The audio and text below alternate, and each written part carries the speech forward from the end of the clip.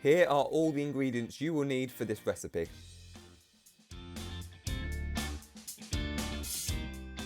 Firstly, in a saucepan, add the water, sugar and butter. Place on a low heat to melt the butter, then increase the heat until the water boils rapidly.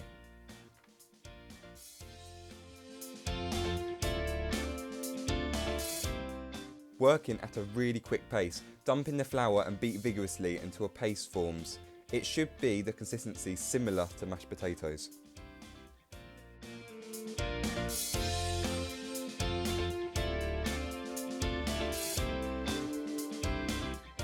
Once everything has been incorporated, you will need to leave this to cool slightly before we add the eggs. This will prevent scrambling.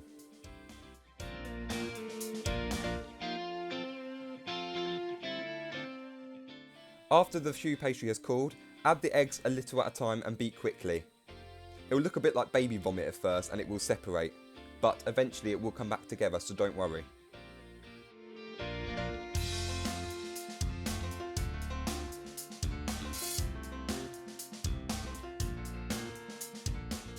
Another thing to consider is that you may not need all of the egg. This really depends on how much water has evaporated when it was boiling earlier.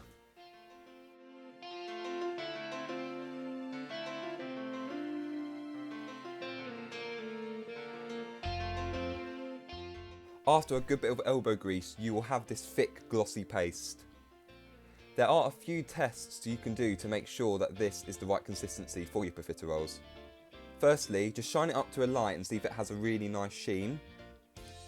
And also, it should just slowly drop off the spoon.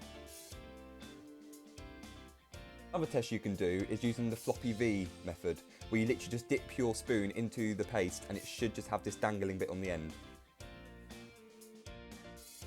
Next, transfer your paste into a piping bag with a 1.5cm tip on the end.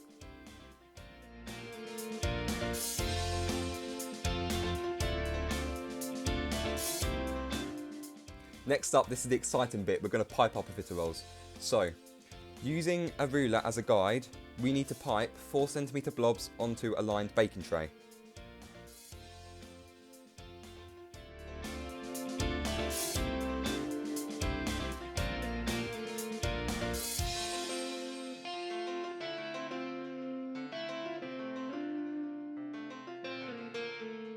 Another thing to take into mind is the fact that keep a bowl of water handy. This is so you can dip your fingers in it in order to flatten all these peaks, because firstly they don't look good, and if you were to put them in the oven they'd burn.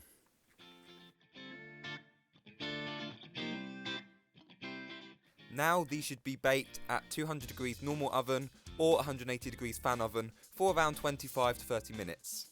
After that, once they are baked, poke a hole in the bottom of each profiterole. This is to let out any excess steam.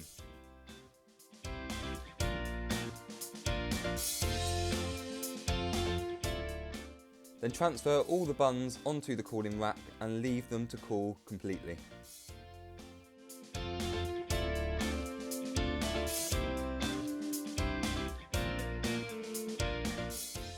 If you actually look inside the buns, you'll see that that is a huge air pocket, and it's actually pretty cool to look at. This is where the cream's going to be filled. Now for the filling, add the icing sugar to the cream and then whip until soft peaks form. Whipping it slightly under helps because you actually work in the cream when you pipe it, and that'll give you the perfect consistency that you need. If you find you have accidentally over-whipped it, adding a bit of normal cream back into the mixture will help it come back together. Then simply spoon the cream into the piping bag and then leave it in the fridge to chill for later on.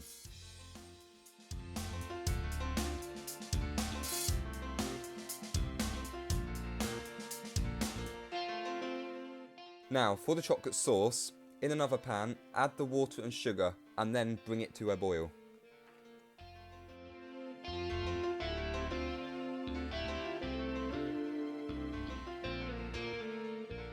Now, once your water is hot enough and your sugar has dissolved, add in your prepared chocolate and then beat quickly. At first, it may not look the most appetizing, but once you actually keep stirring it, it will come together and form this glossy sauce.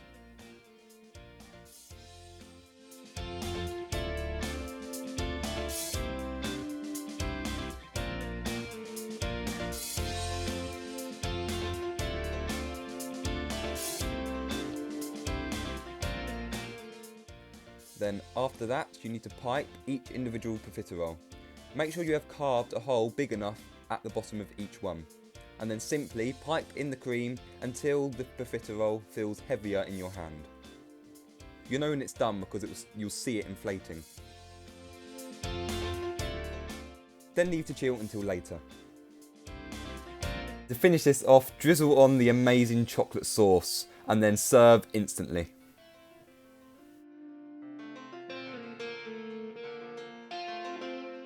There you have it, my profiteroles.